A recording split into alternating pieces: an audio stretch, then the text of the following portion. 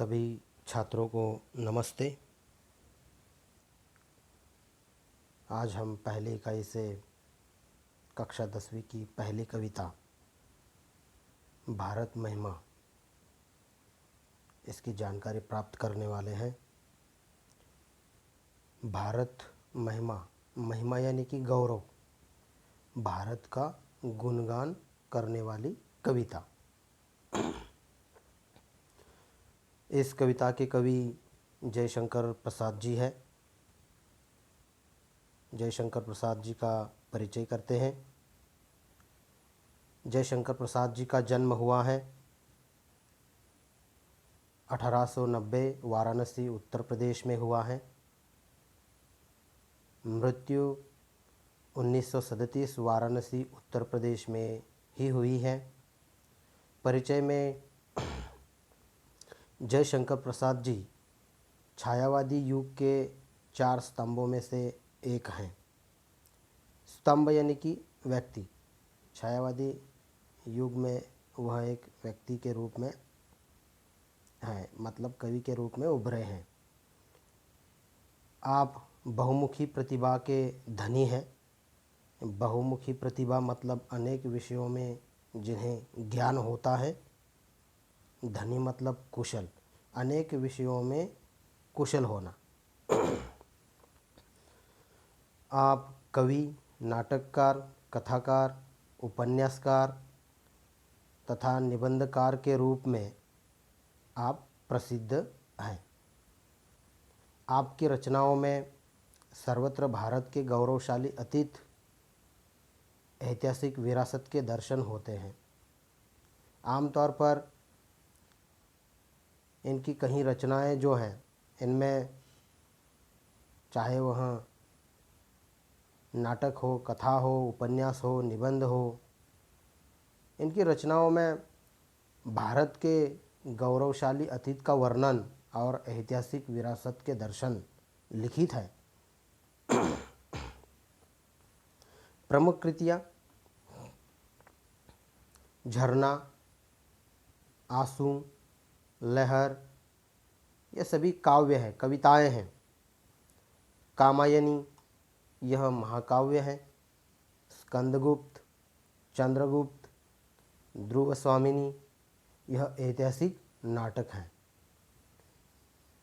प्रतिध्वनि, आकाशद्वीप, इंद्रजाल ये कहानी संग्रह हैं। कंकाल, तितली, इरावती ये सभी उपन्यास हैं। तो आधी इनकी द्वारा लिखित कई रचनाएं हैं। पद्य संबंधी थोड़े में जानकारी बताने की कोशिश यहाँ पर करता हूँ। प्रस्तुत कविता में कवि ने अपने देश के गौरवशाली अतीत का सजीव वर्णन किया है। कवि का कहना है कि हमें अपने देश पर गर्व करते हुए उसके प्रति अपना सर्वस्व निछावर करने के लिए हमें हमेशा तैयार रहना चाहिए। यानी कि अतीत में जो देश ने अच्छा कार्य किया है उसका गौरवपूर्ण वर्णन इस कविता में किया गया है। और कवि कहते हैं कि हमें अपने देश की सभ्यता और संस्कृति पर गर्व होना चाहिए और इसके साथ साथ हमें अपने देश के लिए सब कुछ त्यागने या निछावर करने के लिए हमेशा तत्पर रहना, मतलब तैयार रहना चाहिए। अब हम पहली पंक्तियों की ओर बढ़ते हैं।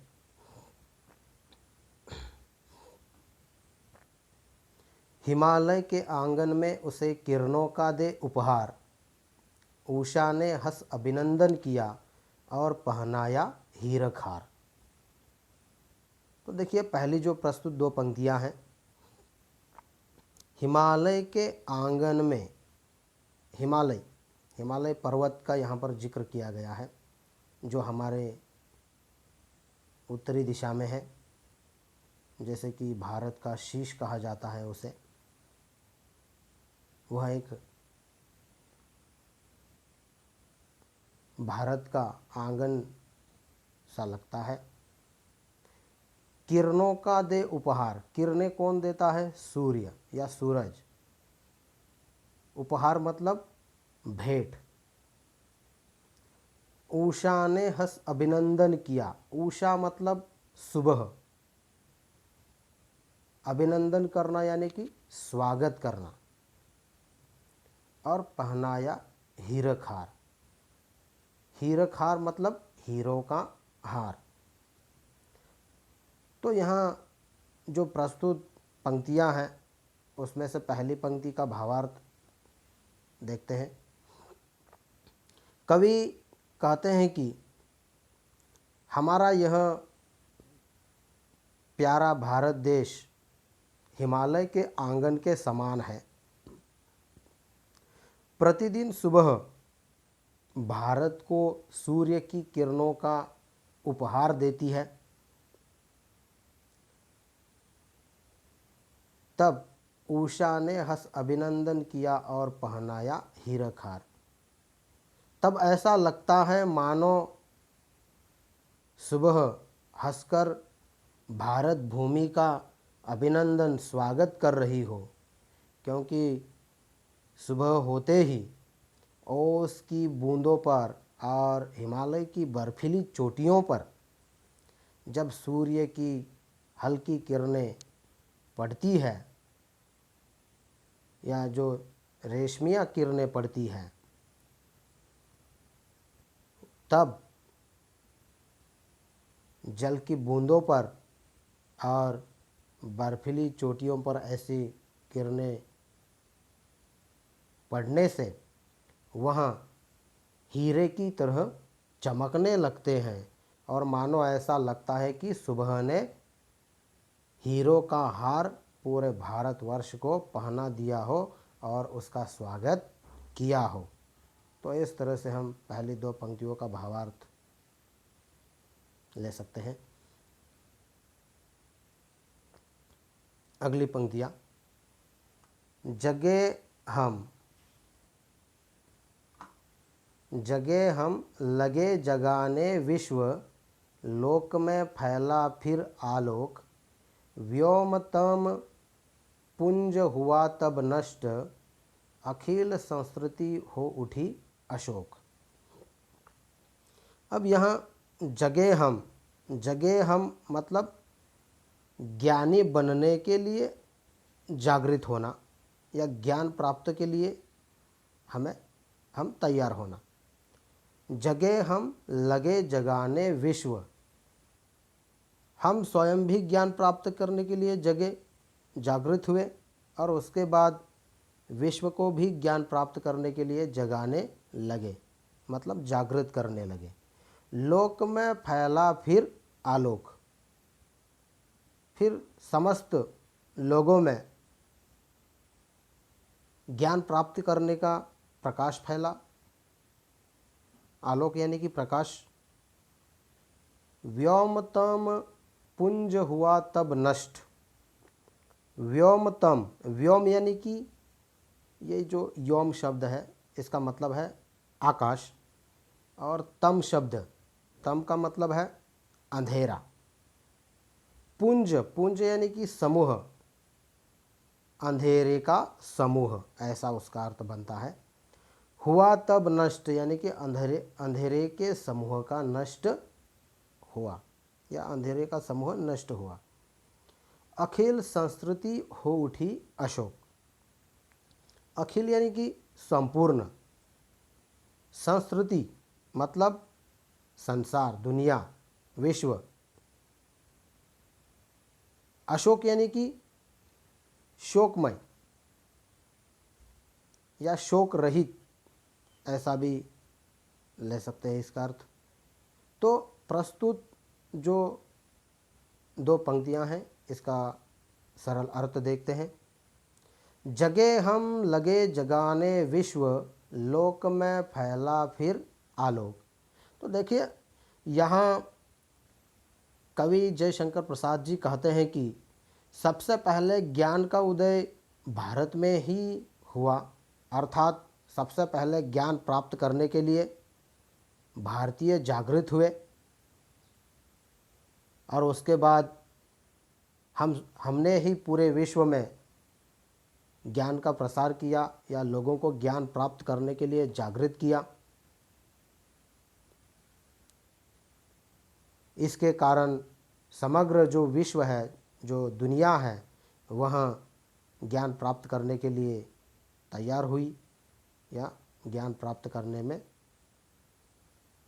तल्लीन हो गई। उसके बाद व्योमतम पुंज हुआ तब नष्ट, अखिल संस्कृति हो उठी अशोक।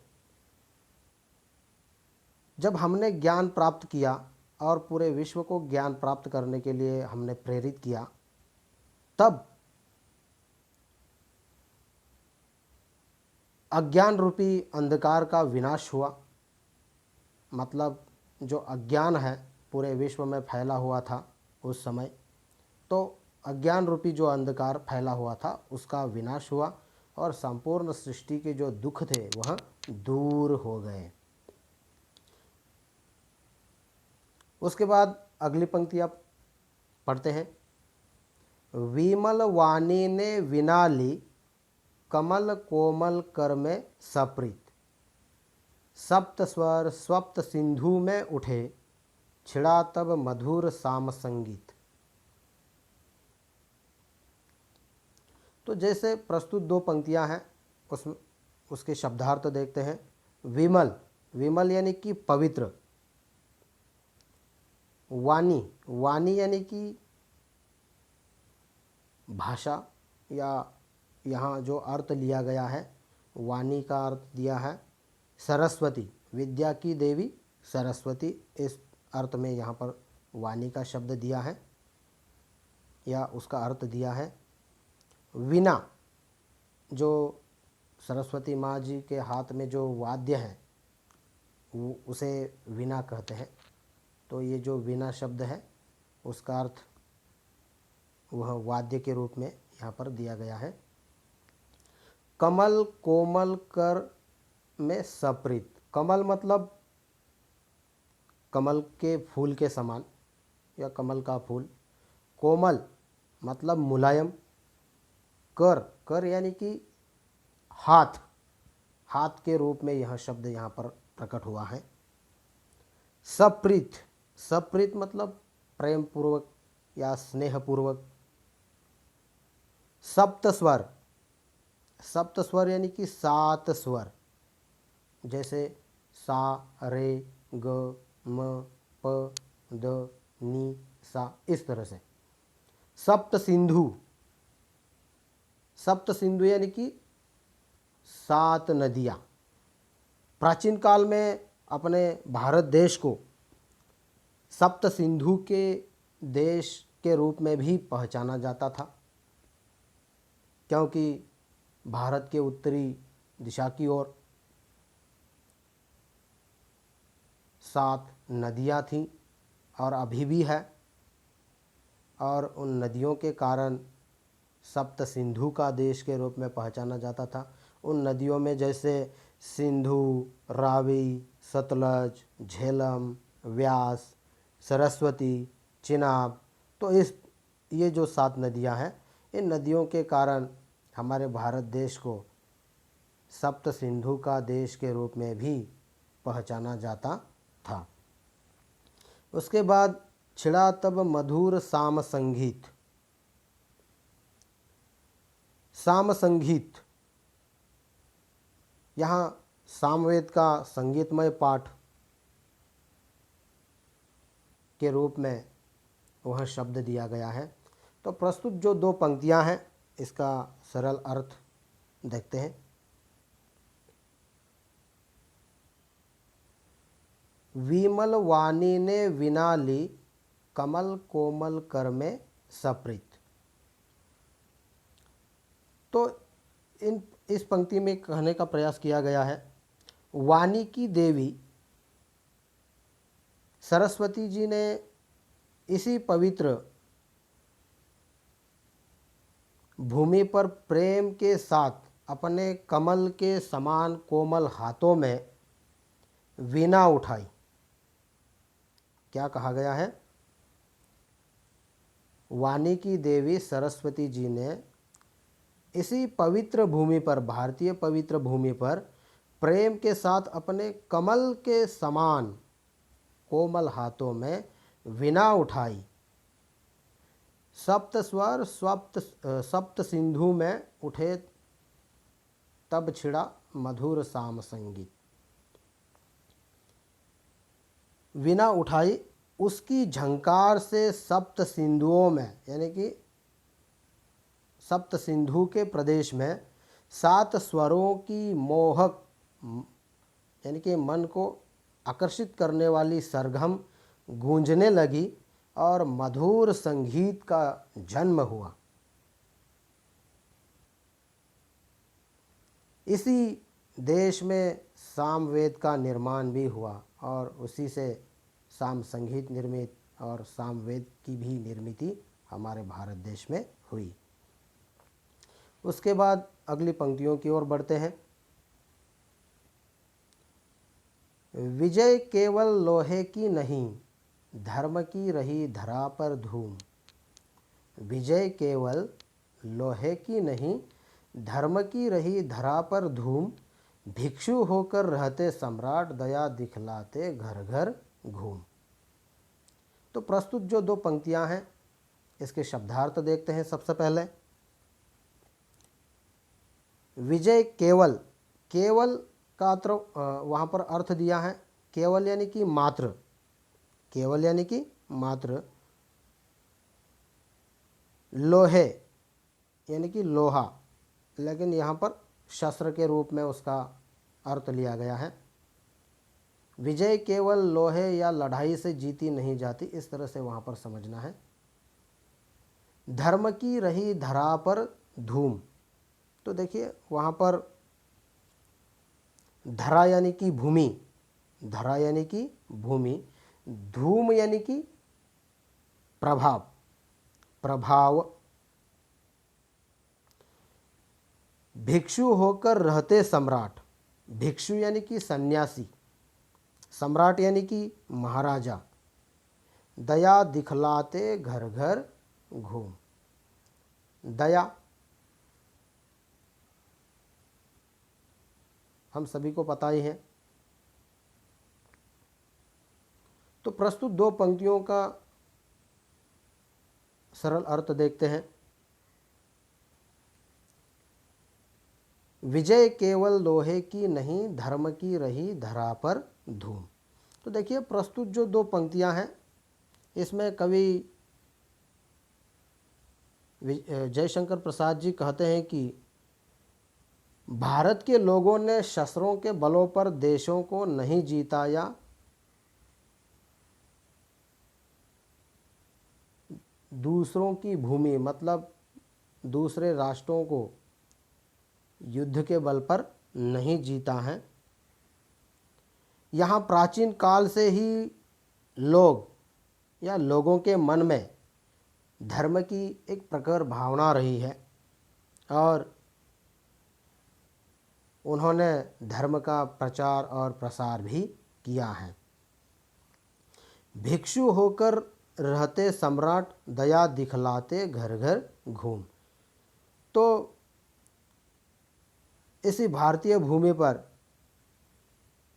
गौतम बुद्ध और वर्धमान महावीर जैसे धर्म पुरुष हुए हैं, जिन्होंने विशाल अपना साम्राज्य छोड़कर एक भिक्षु का रूप धारण किया और लोगों के घर घर जाकर या घूमकर लोगों को ज्ञान दिया, लोगों का कष्ट दूर करने का प्रयास किया, लोगों को अच्छी बातें बताई। उसके बाद अगली पंक्तियाँ। यवन को दिया दया का दान, चीन को मिली धर्म की दृष्टि। यवन को मिला, यवन को दिया दया का दान, चीन को मिली धर्म की दृष्टि। मिला था स्वर्ण भूमि को रत्न, शील की सिंहल को भी सृष्टि। तो भावार्थ देखने से पहले शब्दार्थ हम देखते हैं। गौरी या यवन, यहाँ पर यवन शब्द दिया है, उसके स्थान पर गौरी शब्द भी ले सकते हैं और लेना है। तो देखिए ये यवन या गोरी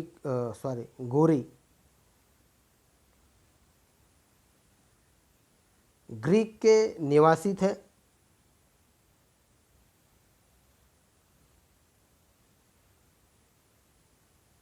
देखिए राजा पृथ्वीराज चौहान जी ने 1191 में तराइन के प्रथम युद्ध में मोहम्मद गोरी या यवनों का वहाँ पर पराभव किया था, और उसके बाद मोहम्मद गोरी या यवन को वहाँ पर क्षमा उन्होंने की थी।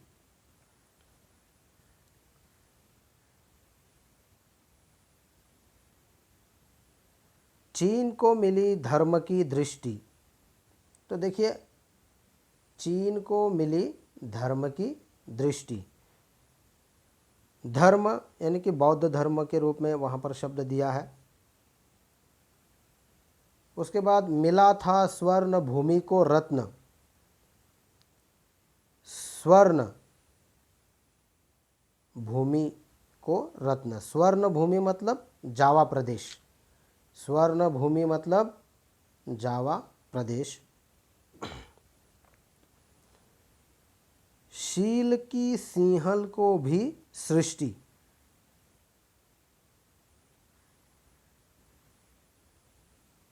शील पंचशील, सिंहल यानी कि श्रीलंका के रूप में वहाँ पर शब्द दिया है। तो देखिए प्रस्तुत दो पंक्तियों का सरल अर्थ देखते हैं।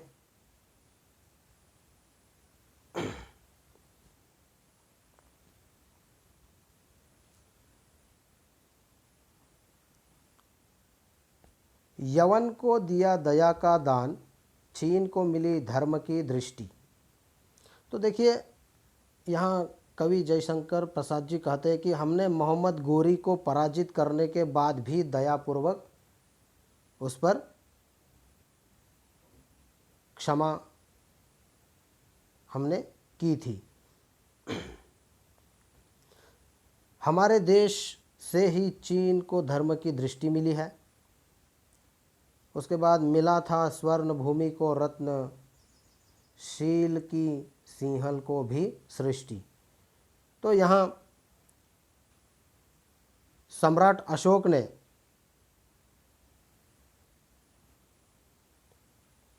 अपने पुत्र महेंद्र और पुत्री संघमित्रा को बौद्ध धर्म के प्रचार और प्रसार के लिए चीन, स्वर्ण भूमि अर्थात जावा प्रदेश और श्रीलंका भेजकर वहाँ के लोगों को पंचशील का ज्ञान देने के लिए कहा था। पंचशील में जैसे अहिंसा, अस्तेय, अपरिग्रह, सत्य, ब्रह्मचर्य आदि गुण हैं। तो जिसमें अहिंसा मतलब हिंसा न करना, अस्तेय मतलब चोरी न करना, अपरिग्रह मतलब वस्तुओं का संग्रह न करना, उसके बाद सत्य मतलब सत्य बोलना, सत्यवाणी से बातचीत करना, ब्रह्मचर्य मतलब भगवान का ध्यान करना। तो यहाँ इस तरह से पंचशील तत्वों का उन्होंने ज्ञान दिया, लोगों में ज्ञान को बढ़ाने की कोशिश की, अच्छे गुणों पर चलने के लिए उन्होंने प्रेरित किया। उसके बाद अगली पंक्तियाँ, किसी का हमने छीना नहीं, प्रकृति का रहा पालना यहीं, हमारी जन्मभूमि थी यहीं, कहीं से हम आए थे नहीं।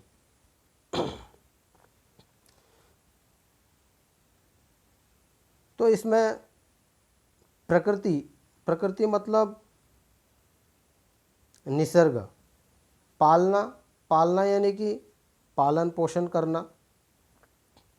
इन दो पंक्तियों में कवि जयशंकर प्रसाद जी कहते हैं, जैसे पहली पंक्ति में, किसी का हमने छीना नहीं, प्रकृति का रहा पालना यही। इसमें कवि जयशंकर प्रसाद जी कहते हैं कि भारतवासियों ने कभी किसी की संपत्ति या किसी का राज्य छीनने का प्रयास नहीं किया। हमें प्रकृति ने प्रत्येक वस्तु मुक्त हस्त रूप से प्रदान की है, दान में दी है। कि प्रकृति हमारे देश पर एक महान कृपा कर रही है।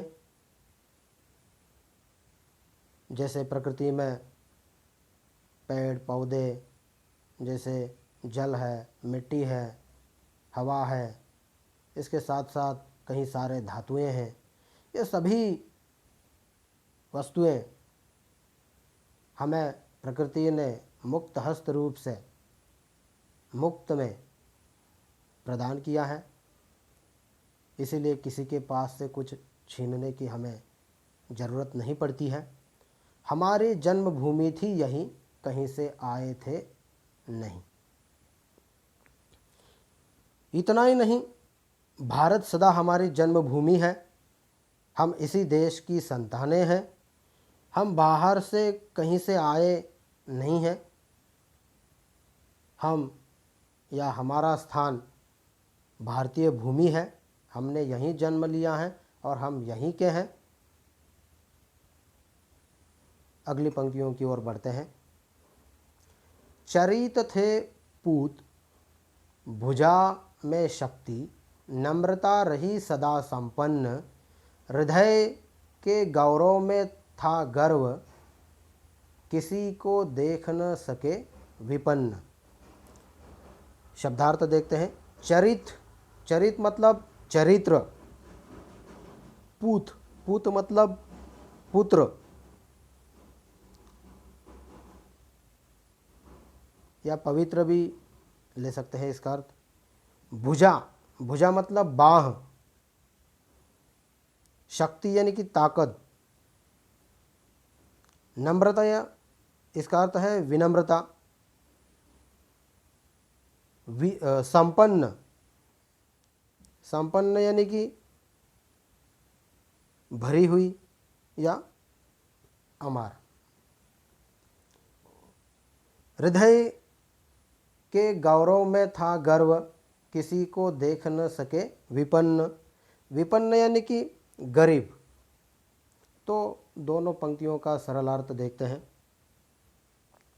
चरित थे पूत, भुजा में शक्ति, नम्रता रही सदा संपन्न। तो देखिए, इस पंक्ति में कवि जयशंकर प्रसाद जी कहते हैं कि भारत के लोग सदा से चरित्रवान रहे हैं। हमारी भुजाओं में भरपूर शक्ति है। भारतीयों में वीरता का या वीरता की कभी कमी नहीं रही। साथ ही नम्रता सदा हमारा गुण रहा।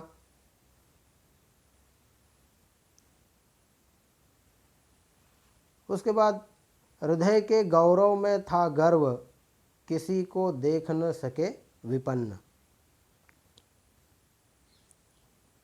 हमने कभी अपनी उपलब्धि पर घमंड नहीं किया है कि हमारे पास ये है वह है। ऐसा कभी हमने घमंड नहीं किया। हमें अपनी सभ्यता यानी कि अपने आचरण और संस्कृति पर गर्व रहा है। हम कभी किसी को दुखी नहीं देख सकते। इतना ही नहीं, जो दिन दुखी लोग हैं उनकी सेवा करने में सदा हम तत्पर रहते हैं, तैयार रहते हैं और दिन दुखियों के दुख को दूर करने का हम प्रयत्न करते हैं। अगली पंक्तियों की ओर बढ़ते हैं। हमारे संचय में था दान, अतिथि थे सदा हमारे देव। वचन में सत्य, हृदय में तेज, प्रतिज्ञा में रहती थी टेव। हमारे संचय में था दान। तो देखिए, संचय मतलब भंडार। संचय का अर्थ क्या है? भंडार या संग्रह करना।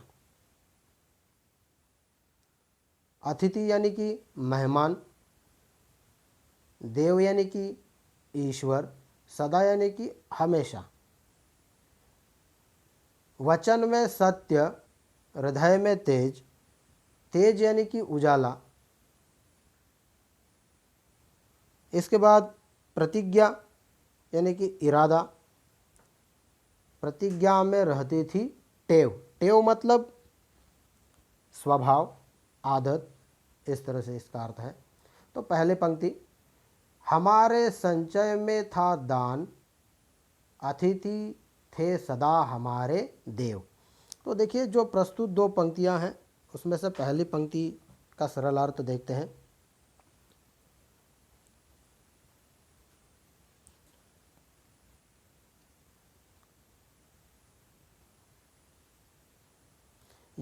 हम यदि धन और संपत्ति का संग्रह करते भी थे तो दान के लिए करते थे।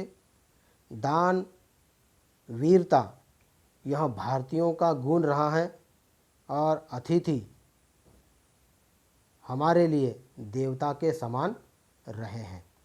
तो यहाँ बहुत अच्छी बात कही गई है कि हम भारतीय लोग जब संपत्ति या पैसा कमाते हैं तो उसमें से कहीं संपत्ति या पैसा दान के लिए उपयोग में लाते हैं और यही हमारा गुण रहा है। इतना ही नहीं, दीन दुखियों की सेवा करना, जब भी कोई मुसीबत में हो उसे आर्थिक रूप में थोड़ी बहुत अपनी ओर से जितनी हो सके उसे सहायता करना। इतना ही नहीं, हमारे घर आने वाले जो मेहमान हैं, अतिथि हैं, वह हमारे लिए एक ईश्वर के समान होते हैं और उन अतिथियों की हम वैसे सेवा करते हैं। वचन में सत्य, हृदय में तेज, प्रतिज्ञा में रहती थी टेव। सत्य बोलना हम भारतीयों का धर्म रहा है और धर्म के समान है, क्योंकि हम भारतीय सत्यवादी हरिश्चंद्र की संतानें हैं। सत्यवादी हरिश्चंद्र जो सत्य की राह पर चलते थे और पूरा भारत उनके विचारों पर चलता है।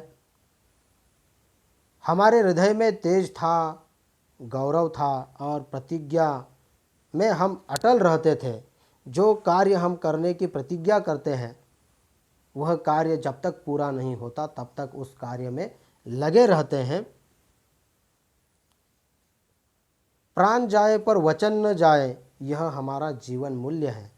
प्राण जाए पर वचन न जाए, यह हमारा क्या है? जीवन मूल्य है। अगली पंक्तियाँ, वही है रक्त, वही है देश, वही साहस है वैसा ज्ञान, वही है शांति, वही है शक्ति, वही हम दिव्य आर्य संतान। तो शब्दार्थ देखते हैं। वही है रक्त, वही है देश, वही साहस है। साहस मतलब हिम्मत। उसके बाद नीचे दिव्य, दिव्य यानी कि अति सुंदर, भव्य, इस तरह से हम उसका अर्थ ले सकते हैं। संतान मतलब बेटे। तो प्रस्तुत दो पंक्तियों का भी भावार्थ देखते हैं। वही है रक्त, वही है देश, वही साहस है वैसा ज्ञान। तो देखिए, इसमें बताया गया है आज भी हम भारतीयों की धमनियों में, नसों में उन्हें पूर्वजों का रक्त प्रवाहित हो रहा है जो साहसी थे। इतना ही नहीं, ज्ञान के क्षेत्र में हम हमेशा आगे रहे हैं और वैसा साहस और वैसा ज्ञान हम में है। वही है शांति, वही है शक्ति, वही हम दिव्य आर्य संतान। पहले जैसे शांति के हम अब भी पुजारी हैं, शांति बनाए रखने के लिए हम प्रयत्नशील हैं। हम आर्यों की दिव्य संतानें हैं। आखिरी पंक्तियों की ओर बढ़ते हैं। जिए तो सदा इसी के लिए, यही अभिमान रहे यह हर्ष, निछावर कर दे हम सर्वस्व, हमारा प्यारा भारतवर्ष। तो देखिए, इसमें अभिमान यानी कि ताज या गर्व, हर्ष यानी कि आनंद, निछावर कर देना मतलब सब कुछ त्यागने के लिए तैयार रहना। तो प्रस्तुत दो पंक्तियों का भावार्थ, सरल अर्थ देखते हैं।